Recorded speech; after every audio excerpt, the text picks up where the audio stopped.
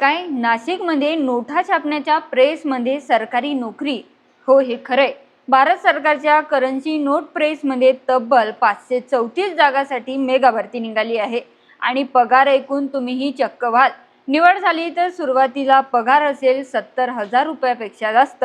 आणि या परीक्षेचं सर्वात मोठं वैशिष्ट्य म्हणजे यात निगेटिव्ह मार्किंग नाही, म्हणजे चुकीचे उत्तराचे मार्क कापले जाणार नाही. नाशिकमध्ये 400 पेक्षा जास्त जागा आहेत. यामध्ये ज्युनियर असिस्टंट, सुपरवायझर आणि टेक्निकल पदाचा समावेश आहे.